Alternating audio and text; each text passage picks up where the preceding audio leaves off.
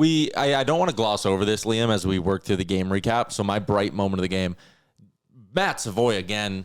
I mean, 5 points in his last 2 games. We had Tristan throw together a little graphic for us. Like, he's got something like 25% of his career points in the last 2 nights or something like that. Wow. But I think the Oilers have found something here with the second line. And did they find it? Or did they find it a while ago and just put it back together? You know what I mean? Oh, we'll go on. I agree. Yeah. And again, to shout out Original Posar another time, he pointed out on Twitter that at every level Matt Savoie's played, he's taken a while for it to click, but then it's clicked. And you look at Bakersfield last year, and it took him a while. Then he was a point per game player for the rest of the year, and it was like, holy shit, this guy's arrived. And I think maybe we've hit that point where he's just a lot more comfortable up there. But that trio, man, like putting 2 really highly skilled guys on Leon's wing, and one of them in Savoie, who's like uber aware defensively. Like, he does not let a lot of mistakes happen. Never. I think that's a trio that might have some staying power. Like, this is the second line the last 2 games. They've played 17 minutes and 46 seconds when all 3 of them are on the ice together. And the shots are 14-6 for Edmonton. The goals are 3-2. They got burned a couple times against Anaheim. They were 2-0 yesterday. And the scoring chances are 12-5. Give me 14-6 shots, 12-5 scoring chances over a 2-game sample size. That tells me you're doing something pretty well.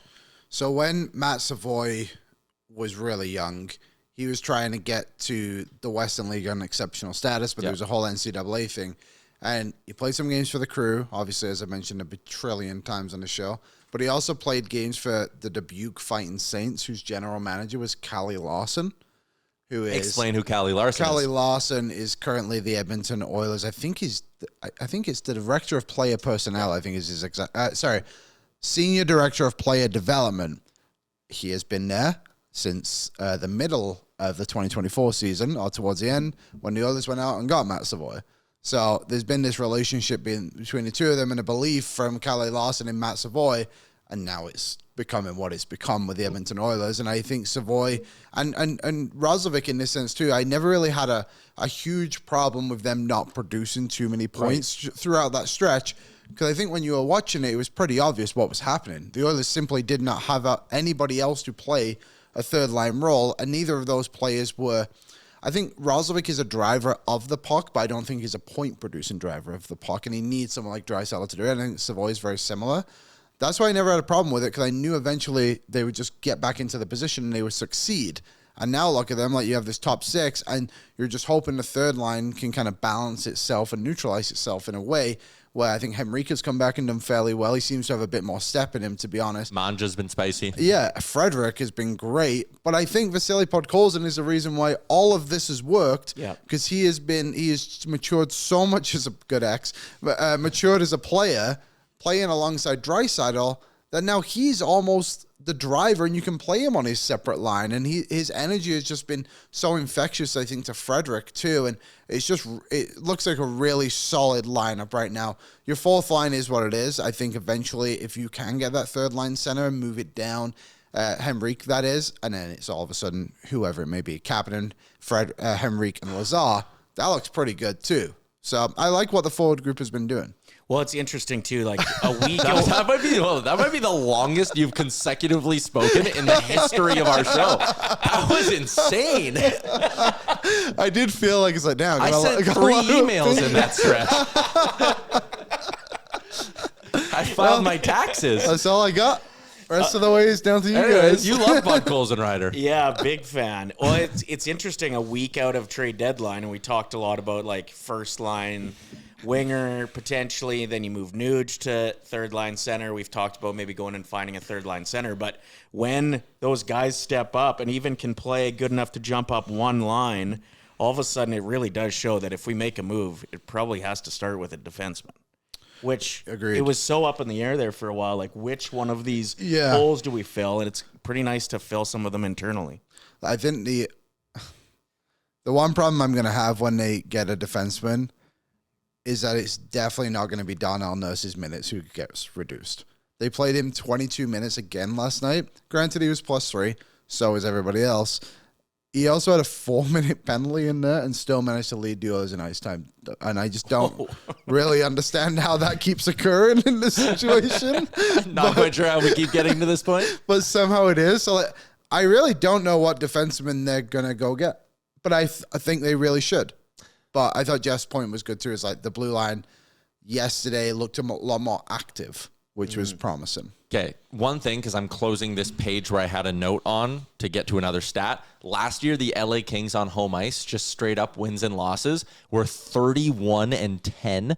Insane. One of the best home teams in the NHL. 31-10. This year on home ice, the LA Kings are 8-20.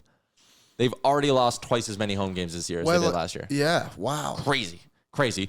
And then the other point I wanted to get to, last night the San Jose Sharks lost their 4th game in a row. They are now 5 points out of a playoff spot, although they do have 2 games in hand. I should add in that too. They were kicking the shit out of Calgary.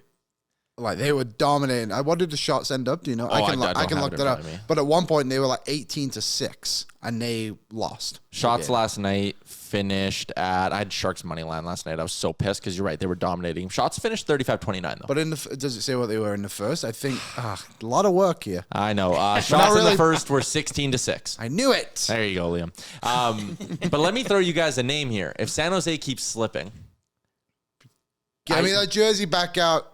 Who do you think I'm going to say? John Klingberg. I kind of might be warming up to the idea of John Klingberg coming back. He was nails in the playoffs last year. I'm all in. I think he was really good. I think he is one player that we don't miss enough.